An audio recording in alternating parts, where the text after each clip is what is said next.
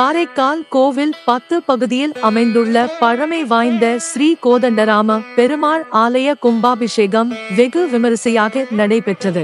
இதில் ஏராளமான பக்தர்கள் கலந்து கொண்டு சுவாமி தரிசனம் செய்தனர்.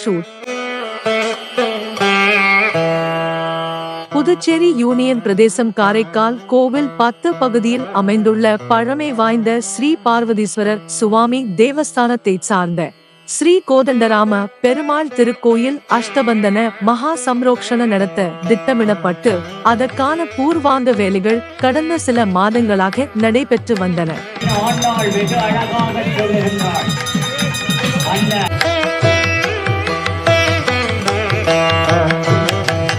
இன்று காலை 30ஆம் தேதி 4ஆம் கால யாகசாலை பூஜை முடிவுற்று மகா பூர்ணாகதி நடைபெற்றது.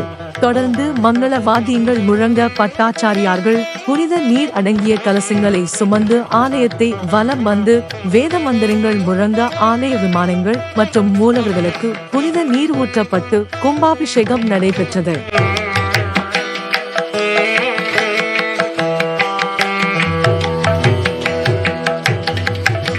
கும்பாபிஷேக விழாவில் புதுச்சேரி அமைச்சர் திருமுருகன், ஆலய நிர்வாக அதிகாரி அருணகிரிநாதன், தனி அதிகாரி சுப்பிரமணியன் மற்றும் ஏராளமான பக்தர்கள் கலந்து கொண்டு சுவாமி தரிசனம் செய்து ஸ்ரீ கோதண்டராம பெருமாள் அருளை பெற்றனர்.